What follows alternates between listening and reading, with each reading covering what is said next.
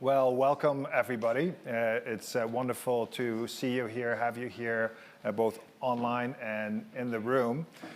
The recent hit movie was called Everything, Everywhere, All at Once. And I think that title is applicable to what we're seeing here at Davos, the level of change that we are seeing. It could really apply to a new era that we're moving into, whether it's geopolitics, tech, globalization, energy, polarization. Everything is shifting in remarkable ways, and it's really happening all at once. And what do all those changes have in common? A lot of it takes place on the digital stage and in the digital ecosystem. WEF defines the digital ecosystem as a set of interacting producers, suppliers, innovators, customers, and regulators that are digitally connected. They're well represented here on this panel, as well as in the room and at home. But just as that stage is getting bigger and bigger and more important and is touching us all throughout the day, every day, it's becoming more consequential, but at the same time, trust in the digital ecosystem is declining. And that's what we're discussing today, really aiming to find ways to improve trust and thereby help consumers and all participants in the ecosystem. Before I get to the panel, I just want to share a couple of stats. The trust and reliability of information is dropping. The trust in key actors such as scientists, the military, journalists, business leaders, and elected officials is falling, according to Pew. Trust in government is near historic lows in the US, according to Pew.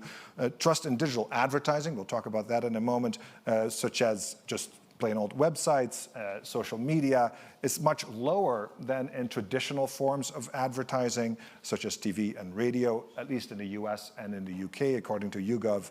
And then global trust in tech companies is declining. Meanwhile, what we see is that cyber incidents all over the world are at an all-time high with no sign of abating, and that's according to no one less than the FBI. We have with us a stellar panel of experts, representatives effectively of stakeholder groups in this ecosystem, each with extraordinary experience and expertise. Let me introduce first David Koh. Welcome, Commissioner of Cybersecurity and the Chief Executive of the Cybersecurity Agency of Singapore. Thank you. David, welcome. Sir Martin Sorrell, the Chief Executive of S4 Capital, and of course also a force in the advertising industry for many, many years, representing to some degree digital advertising at large. And last but not least, Michelle Zatlyn, welcome, co-founder and president and COO of Cloudflare, a cybersecurity company and growing fast, representing private sector security in this ecosystem, if you will. So welcome everybody. My name is Almar Latour. I'm the CEO of Dow Jones and the publisher of the Wall Street Journal. We are going to discuss how we can restore that trust in the digital ecosystem. So, Michelle, starting with you, when you see the level of distrust, some of the stats that I just shared, what do you think is at the root of that? What is driving that fundamentally? Well, thank you so much for having me here. So we've long held believed that the internet is a miracle. It is a force of nature. It is much more good than bad. But having said that, there are problems, and I think it's led to some of the concerning stats that you just shared with all of us. And part of it is just how fast the internet has become so much more important to our everyday lives, to businesses. If you think about it, when it was created 30 years ago, it was never meant for what it became. It was meant to connect education institutions. And instead, it's become the lifeline to our society and to businesses. And so just to kind of frame a little bit of it, is 10 years ago, if we were sitting on the stage, there were only 8 technology companies that had a market cap of over $100 billion. They were the geeks in the corner. Fast forward 10 years later, there were more than 30. And that's that $100 billion market cap is a large market cap. And that's a very short period of time to build these large companies that have transformed industries and countries. And so I think that there's been a big shift and lots of goodness, but there have been problems along the way. Some of the companies didn't take care of the data in a responsible way, and we've seen that fallout from that. There's been bad leadership, but there's also been a lot of good. And so I think that's a little bit of the framing where it's come very quickly, impacts lots of us, it's global, and there's lots of different microcosms of some of the fallout of bad decisions along the way, in addition to the good ones that have led to this decline in trust. Okay, well, we will discuss about ways to sort of augment the positivity and measures to get to that effect. David, why do you think people are losing, as individuals, trust in the ecosystem? Anything above and beyond what Michelle had to say? Right. Thanks very much for having me here. So first of all, I think I want to set the context and say that the digital revolution has great potential for us to uplift the world in terms of social development, in terms of economic progress. But it can only happen if we can deal with the threats that come along with this. Otherwise, we won't be able to achieve the full potential of it, and it'll be just many hundreds of millions more people who'll be exposed to threats, criminal activity online. So I think this is essential for us to deal with. Now, I think that how can we build trust in the digital era? Well, I think it goes back to what Michelle said. Have to understand that the original design of the internet wasn't built with security in mind.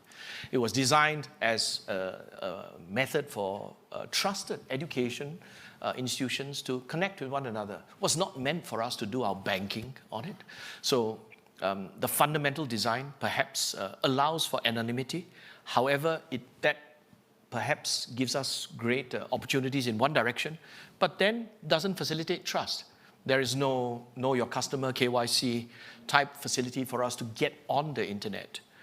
Without that, once you don't have a trusted persona, once you don't have that onboarding process, then I think you don't have a root base to build trust on. So the gap between the original intent and sort of what it became, and now we have to retrofit. We'll talk about retrofitting in a moment. Sir Martin, yes.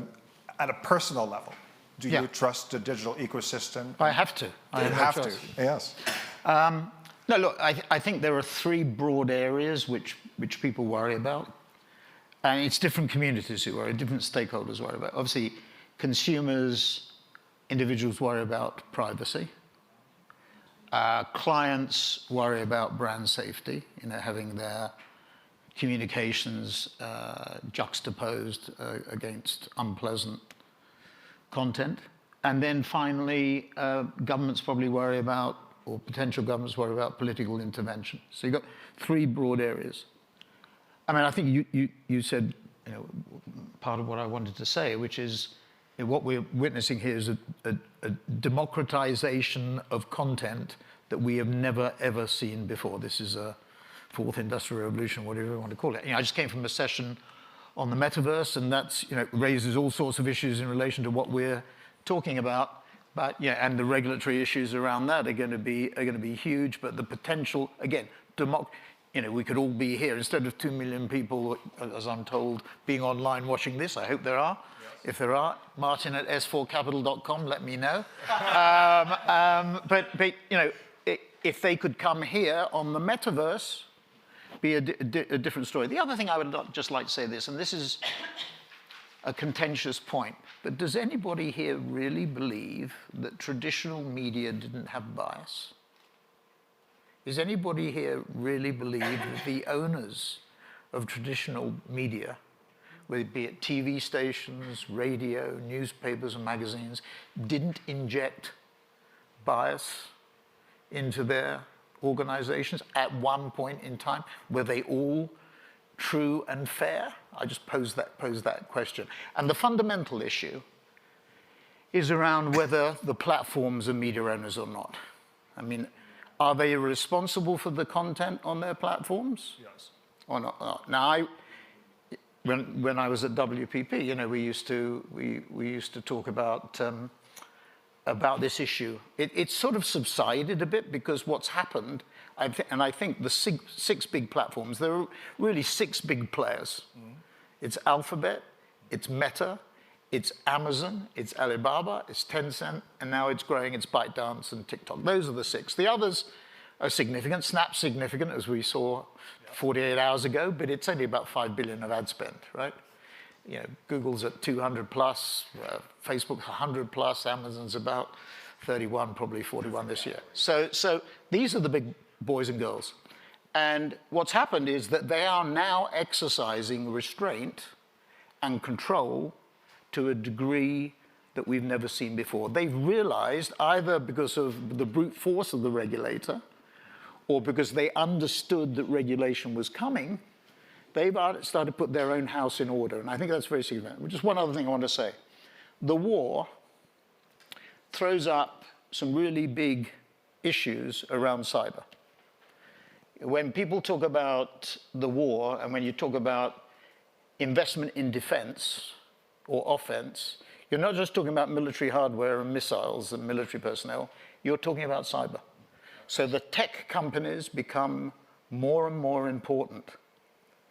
And I think this is going to be really interesting, because the issues that I mentioned around privacy in particular are going to become more, because we will want, I as an elector will want my government to be more aware of what's happening, because I want my country to be safe, and I want my family to be safe. So I think raises some really... sacrifice a little bit of your privacy in order to achieve that. Yes.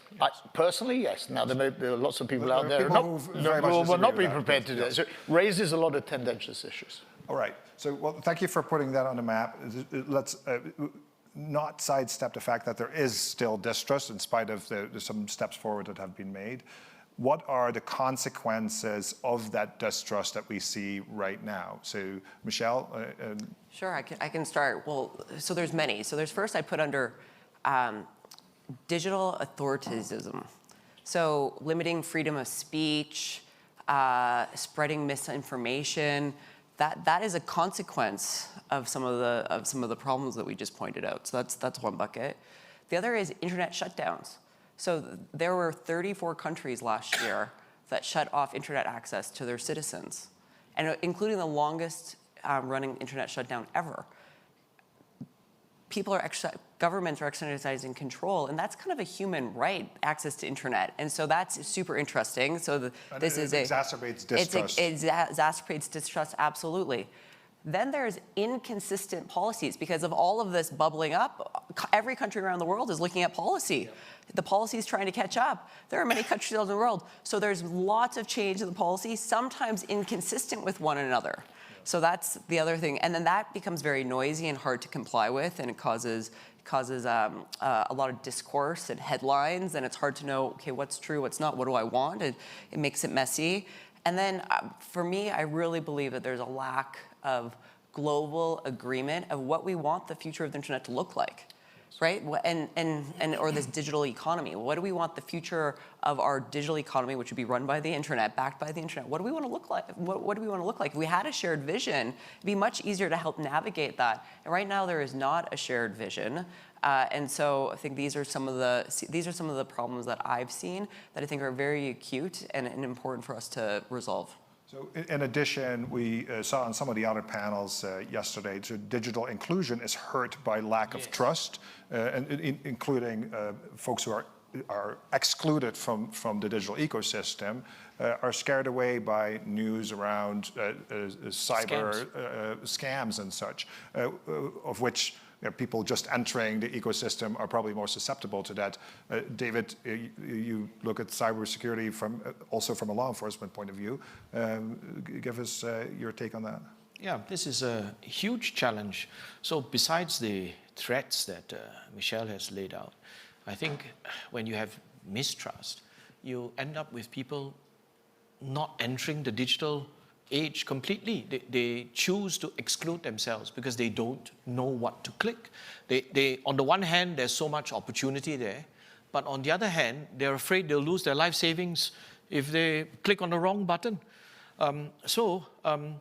This is a huge challenge because we see in Southeast Asia, in Singapore, the internet, the digital economy, as the whole digital ecosystem as a huge opportunity to uplift people, socially and economically.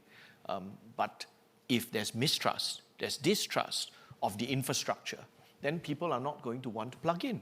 And then you end up with a separation. The haves benefit from the digital economy, and the have-nots begin to get left behind. So even in a small country like Singapore, highly compact city-state, there are people who are excluded. And this is a huge challenge, because as they become excluded, then they don't participate in society. And the concern is that then they don't participate in the democratic process. They're not updated in terms of information. Or the second challenge is that they begin to feed on misinformation. We saw that in Singapore around COVID. And this then translates into potential real-world harms, where people feed on misinformation, then they decide for their own reasons not to get vaccinated, or they take some quack remedies which they think are effective, and instead do harm to themselves.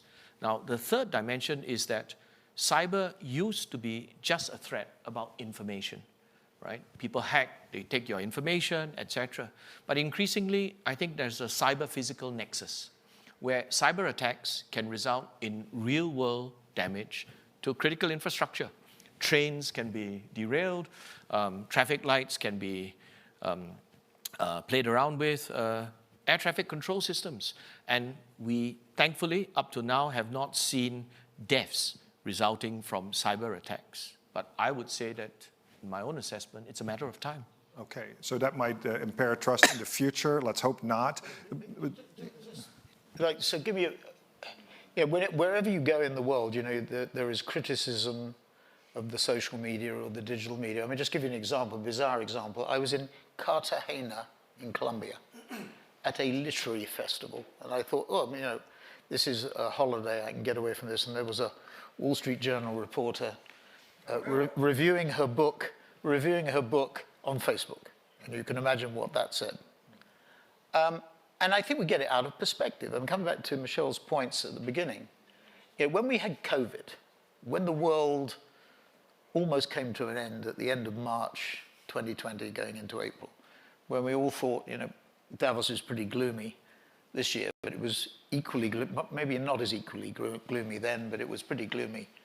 Well, it wasn't gloomy just before, because it was the last Davos before, and there weren't many sessions about pandemics at Davos in January of 2020. But anyway, the world, these platforms that I mentioned, the 6, and Jack Ma used to be the most eloquent advocate of what I'm going to talk about, was that Alibaba was the Chinese entrepreneur's base. The way that a Chinese entrepreneur built his or her business was through the platform in China.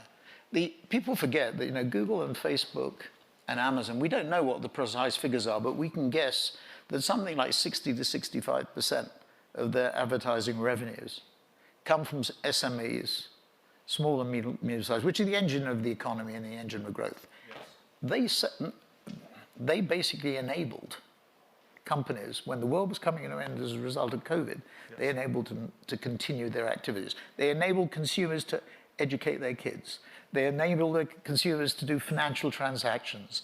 They enabled consumers to buy the necessities of life.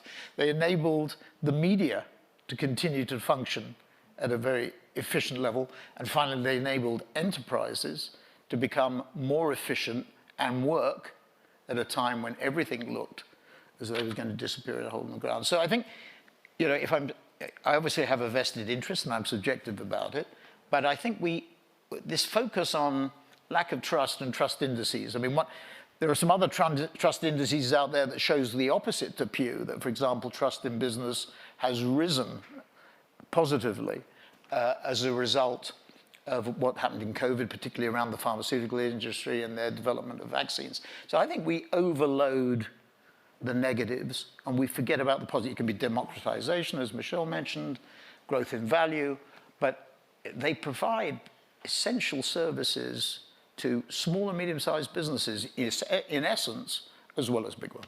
Yeah, And Sir Martin, I don't think anyone in the room or watching at home would deny the force of good that technology and the digital ecosystem has brought to mankind, right?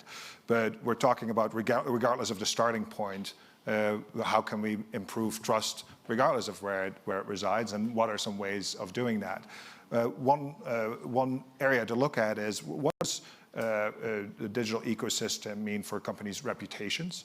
And what is your experience with that? Well, I mean, the immediate answer to that is, reputation can be created or destroyed, with a click. Yes. So what's happened is it's made companies, I mean, the practical reality that in a 24/7 always-on world, our clients are being, it's rather like an election model without an election date. You're being elected by consumers every second of every day.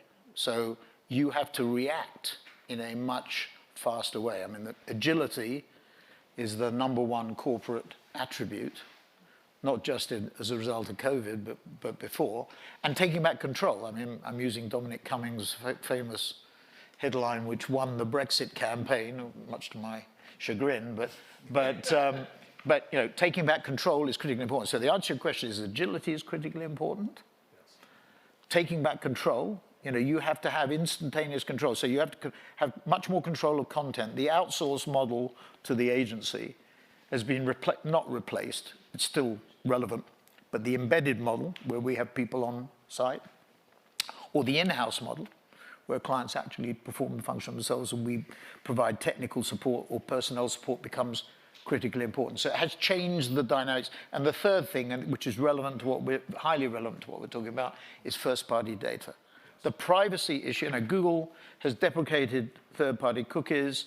Apple has introduced different rules in relation to IDFA. That's had a significant impact, as you've seen the results of Meta and Facebook and Snap 24, 48 hours ago, and that has altered the balance. So clients now are developing integrated first-party data that is client-consented, so consumer-consented data. So getting over the privacy issue and the consent issue, so we consent to the use of our data, and using that together with the signals from the platform to develop marketing platforms. So I would say agility, taking back control, doing more yourself, and then lastly, first-party data become more and more important. So that latter point of first-party data, is there going to be an outflow of that with further improvements that fortify trust even more? Because it has been a booster. Well, the critical issue has been, even myself, I remember going to look at a company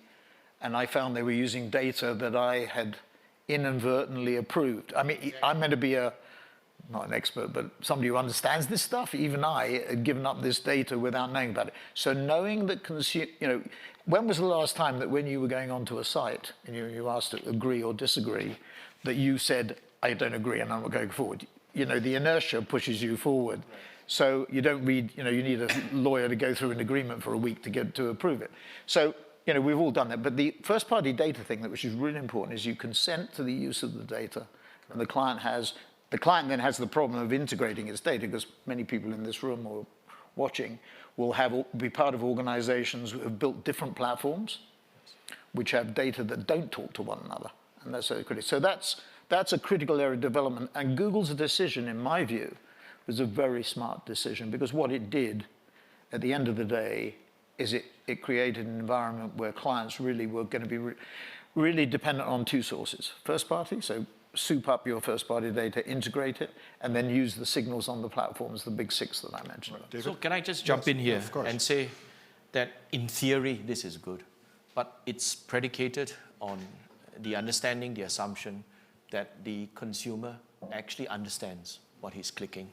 So when you push it to the consumer to say that you consent to this, do we really understand what we consent? So two things. One is to answer Sir Martin's question. I have recently decided not to click I agree. And what I found out was that then the app didn't load. So I was caught in a situation where if you don't agree, it doesn't work. So I have a choice not to use the app or agree and then use the app. Did you end up using it? Yes, I did. I'm sad to say that I, in the end, relented. Next time. Now, but I think this is precisely an example of the false choice. So you don't have really a choice. Now, a second study that was done a couple of years ago in the UK, that on April's 1st, several companies decided on a lark to change their terms and conditions. And one of them was a gaming company, and the conditions were changed to say that, oh, I hereby agree to give my firstborn child, to the company, or my eternal soul, etc. And quite a number of people clicked yes, because we don't read the terms and conditions. All right, so this was an April Fool's joke. But the point is that we don't read the terms and conditions. Even if we do, we don't understand it. And thirdly, do we really have a choice? So I think the theory behind it is a sound one. But the actual practice, I think, suffers from an asymmetry of information. The consumer doesn't understand what is being used, doesn't understand what the data can be used for, doesn't really have control. So I think that that's the challenge. And so long as we have this asymmetry, I think it's going to be a challenge. One question is whether we can allow big tech companies to exploit the asymmetry. Not all of them do. Some of them, I think, perhaps trying to do good. Or perhaps is there a role for government to intervene when there is an asymmetry? Or we could, and we could also lift digital literacy among everybody, because the digital economy is here to stay, and it's up to citizens also to improve their digital literacy. So education is, I agree, a big part of this, for sure. to help, but it doesn't actually overcome. I want to dwell briefly on the conundrum that you just offered. It doesn't solve the I accept, because we all know what's happening. And so how do you, let's take this very simple, seemingly simple practical problem. You click, you still knowing all that and having those opinions, you still went forward. So how do we overcome that? Is it government regulation? But then what should that regulation even say? It's a good question. I would say from a government perspective, we don't have the answer. What we are trying to do is to engage with tech companies and say, look, this is, and we try to take the view that we represent the citizens. All right, and it's like from a citizen's perspective, we think that citizens want this, citizens want that, they want to have the choice, etc. How can we co-develop, co-create a solution that works? I think that's the way forward. I think governments don't know the answers. I'm not sure if big tech knows the answers, but perhaps together with civil society. It's simplification of language. I mean, you look at the agreements that you're asked to agree to. I mean, you have to simplify it. That's number one. You have to simply explain what you're letting yourself in for. I actually think you have to give consumers the choice to sell because it's their data. Yes. To sell their data if they wish to. And there are various platforms that are proposing that's thing. The other thing is that it comes back to what I tried to say before, which is there's been a quantum shift in the attitude of the platforms to the regulator. I mean, it has become, if not a partnership, it has become much more of a communication, and they are willing. I mean, if you look at the investment that Google is making, I think Google has announced publicly, what is it, a $10 billion investment in cyber. If you look at Facebook and the number of people that are supposed in Facebook or Meta to be monitoring editorial content, 30,000, whatever it is, and the cost of that, and the investment in that. I mean, they've made huge changes, and I think they do understand, once you reach $1 trillion market cap, you're talking about 100 billion, or 2 trillion, or 3 trillion, maybe momentarily, but they hit those numbers. That imposes responsibility. Well, and just the other thing I would add, because I think this is a really important piece. So we've talked about the problems and the consequences, and so what are we going to do about it? And so multi-stakeholders are coming together. The private sector, the academics, the researchers, and the policymakers, the governments are coming together to talk about it. And I think that GDPR was one attempt at that. I don't think it's been very successful, so we should learn from that. And the way to think about this is people are shaping the laws for the next decade. So if you're a technologist, you should lean into the policy side, because you get to have a shape of what those laws look like, the new ones, the new policies going forward. There are going to be many more. And if you're a policymaker, lean into understanding the technology side, because that's how we're going to shape the next set of rules and policies and regulations to move forward in this 21st century internet, because that's just a starting point. Think of it as a pilot, a beta. We've got to evolve from that, and 5 years from now we're going to be in a different spot, and hopefully further along making progress, because that's what we do as a society. Technology, digital are here to stay. So I totally agree. We can't sit this one out. And I would add that there's actually a big challenge, because my observation is the technologists don't want to understand the policy considerations, and the policy people don't understand the technology and don't want to understand the technology. So it's really like chicken and duck trying to communicate. I think it sounds better in the original Chinese. But my observation is that it behooves us to try to achieve some level of bilingualism. The policymakers need to understand the tech, because if you don't understand the tech, you can't make the policies. And the tech need to understand the implications. You're not just doing the tech for doing the tech. It has impact in the real world, and you need to understand what are the trade-offs and be part of that conversation. One place where the conversation is starting is in cyber. So at the United Nations, there are conversations going on. There was a process for the last 20 years, group of governmental experts which discuss the rules of responsible state behavior, the rules of the road for cyber, as it were. And they came out with 11 norms of responsible state behavior, which include things like we agree not to attack critical infrastructure, we agree not to attack the CERTs, which are the response teams, etc. These have now moved on to an open-ended working group, which is open to all countries. And one big piece of it is the multi-stakeholder approach. So I was fortunate that I chaired, at the request of the the OEWG, a session at the UN where we engaged big tech companies, NGOs, IOs, to actually talk about what kind of rules we should have on cyberspace. And this is immensely important, because you can't just leave it to states to do it. States, in my opinion, don't have the full understanding, don't have the full levers. We need civil society, we need industry, academia to come in. Michelle, so from a private sector. Singapore is a shining example, but it's the exception that proves the rule. I mean, GDPR, Michelle mentioned GDPR. Now, although the commissioner denies this was the objective in part was to clip the wings of the big tech companies, platforms. What it did, in fact, was to discourage more small and medium-sized companies, tech companies, from coming into the European marketplace. It had completely the reverse effect. And the problem with the regulator, not in Singapore, I hasten to add again, but the problem with the regulator is they tend to be behind the curve. Again, we were talking in the metaverse, about the metaverse in an earlier session today, and one of the worries there will have to be regulation. It will have to be a public-private partnership in terms of regulation, but will the regulator be able to keep up? I'm certainly in the risk of getting my bottom smacked. The UK is way, way behind from a regulation point of view.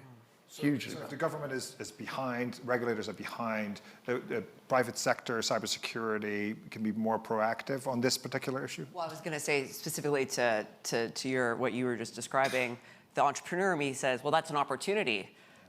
An entrepreneur should go build the next Facebook, next Google, and call it something else, right? Competition is good.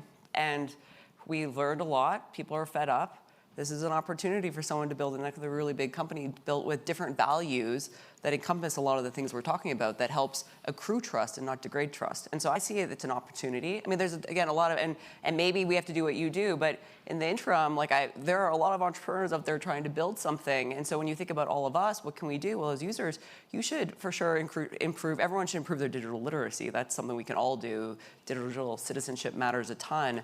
But the second bucket is, as a person, vote with your wallets and your feet. Where are you spending your time every day? If you are spending time on these sites where you don't agree with their values, go somewhere else, seek it out, because that matters. Like adoption, time, money spent. And then for the businesses that are listening, and there's a lot of businesses, you can do the same thing. Vote with your wallets too. Go buy from companies where you believe that they're doing the right thing, and they take privacy important and they take the data important, and they exist. And I mean, I know Cloudflare is one of them, but there are many others. And what I'm seeing more and more in the business sector is companies are looking for vendors who take that seriously, and they're shifting their spend to that. And that is something that we can do. We don't have to wait for laws changing and regulation to help shape some of the industry, just to shift the momentum. I think that's really, really important and something for all of us to keep in mind. Free market at work. Yep. Can I see if there are questions from the room? We have. Take a look. Yes, sir. Thank you very much. My name is Adam Weiner, media executive, U.S. I want to thank you for this panel. Excellent topic.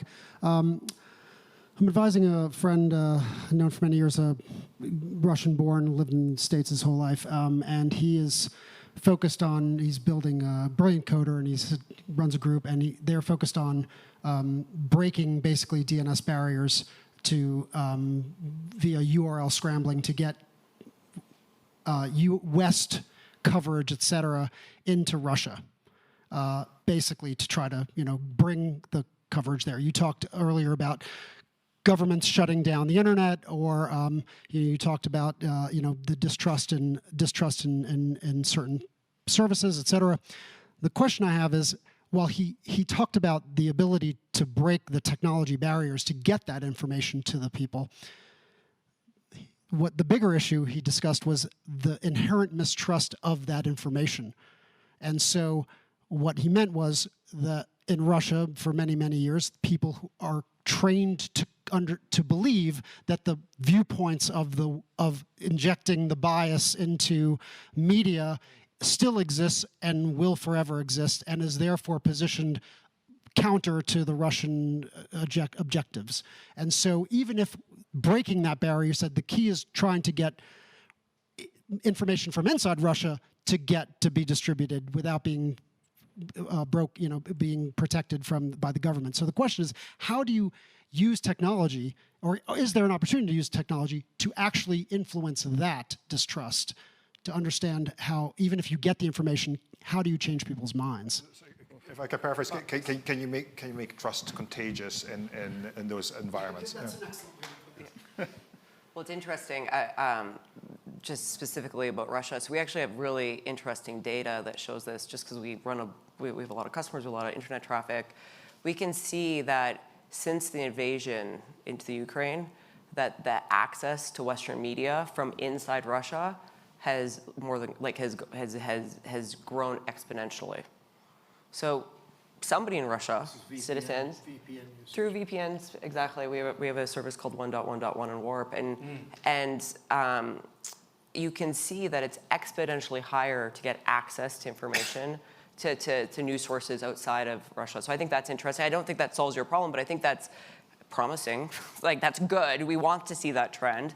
The other, and then just a lot of the traffic on a lot of the messaging apps is also way up. And so you think, what are they discussing on there? Also interesting. But I do think that's one bright spot, a little bright spot of maybe we're not giving them enough credit. But I would like to add a contrarian view. I don't think it's a technology issue. I think a lot of it is psychology as well. I think the trust is not just a tech issue. Tech is an enabler, but a lot of it is human psychology. A lot of the time, the mistruth is just a lot more sexy than the truth. So the challenge is, how do you fight that? And just putting out a clarification. So sometimes you get a mistruth coming out, then you subsequently come out with a clarification. Studies have shown that the mistruth is read much more than the clarification.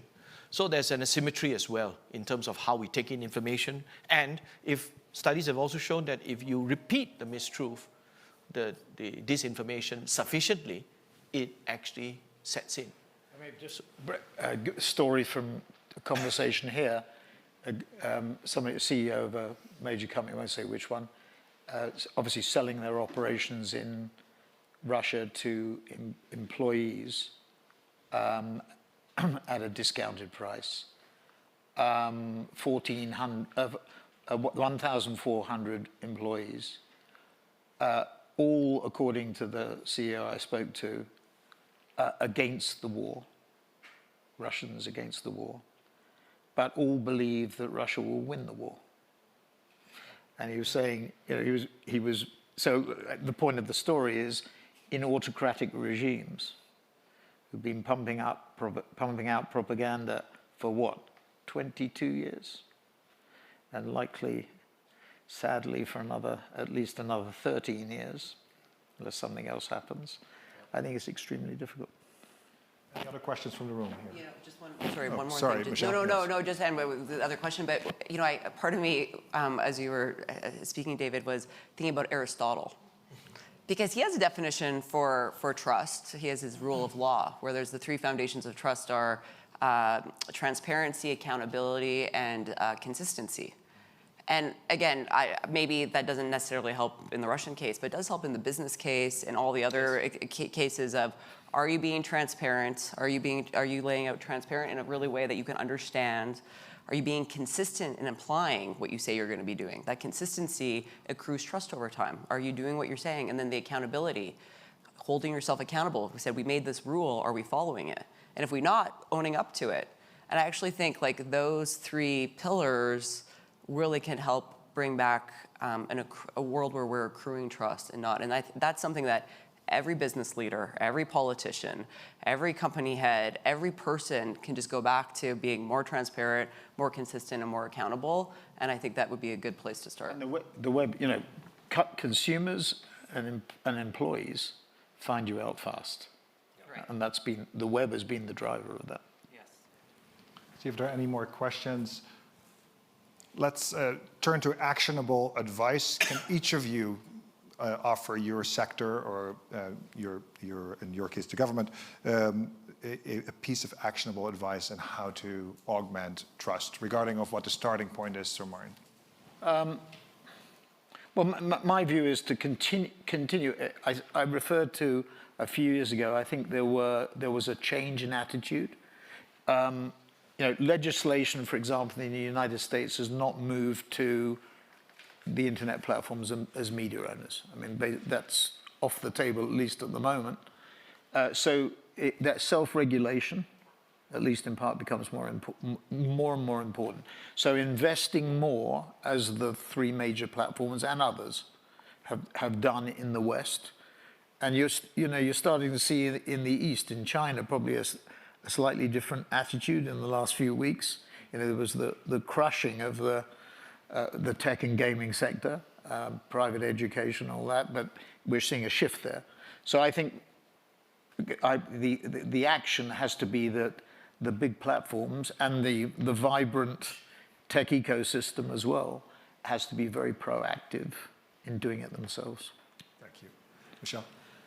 So absolutely what I kind of pre-answered your question around. Definitely, again, I think business leaders can really think about this, the pillars of trust, which is transparency, consistency, and accountability. Really important. And if you actually ask yourself questions, I think you might say, I don't know if we're being as transparent as we could. I'm not sure we're being as consistent as we should. I'm not sure we're holding ourselves accountable as we could. Because when we make a mistake, you kind of want to hide under a rug, but actually holding yourself accountable will accrue trust. And we've seen that at Cloudflare time and time again. The other piece that I would just add, because we've talked a lot about cybersecurity, and I do run a cybersecurity company, so I will just maybe offer a piece of insight there, is it's actually, you can't wait. Now is the time to start doing more on the cybersecurity front. It's actually not that hard. This is like the ABCs of cybersecurity. If you do the ABCs, you will be in the top quartile. This is not some mission impossible, like it's really not. There's some basics you can do, and the technology exists. It's very accessible. It's very easy to use. And so there's really no reason anymore. It used to be expensive and hard and technical. That's no longer the case. And so it's something that businesses can start to adopt. And so in that case, you should think about, okay, just create a framework. What can we do in the immediate short term, and then longer term, what are our goals, and start to make progress against it, and be consistent, be transparent, and hold yourself accountable. Thank you. David, governments. Right. Governments can't do it by ourselves. By design, governments take a while before we realize something has happened. Then it takes a while before we pass legislation. It works well when we were in the industrial age, when the rate of change was in decades. But right now in the digital age, things are moving much faster. We can't change laws at that rate. I think realistically, even if we are agile enough, I think businesses can't react. So we have to partner together. Not all of it can be legislative. I think some of it has to be non-legislative measures because that, by design, will be a bit more flexible. So I think it's a PPP partnership, public, private, and people. Last thing I want to say is really about whether it's one size fits all. One big change I see is that our countries are built on a Westphalian system, but digital is global. And if you talk about the values, trust is a value, then we're trying to impose perhaps a universal one size on everyone. So one particular example, GDPR. COVID apps were governed by GDPR in Europe, but in East Asia, in Japan, in Taiwan, in Singapore, there was a view that yes, there's privacy, but we're prepared, we recognize that there's also communal good, and we're prepared to sacrifice personal privacy for communal good, especially when lives are at stake. And these are democratic countries where the politicians have to be accountable, transparent, this is what we're doing, and the people accept it. And no right, no wrong, but societies are different, and perhaps when we talk about the digital compact or what the digital future, I'm not sure if it can be one size fits all. We're back to the war again. Yes. On that note, we're out of time, but my trust in the digital ecosystem went up a little bit thanks to each of you. Sir Martin, thank you. You Michelle, should be in public relations. Oh, there you go. I'm in media. And David, thank you so much. Everyone, thank you. Thanks so much. Thank you so much. Good to see you.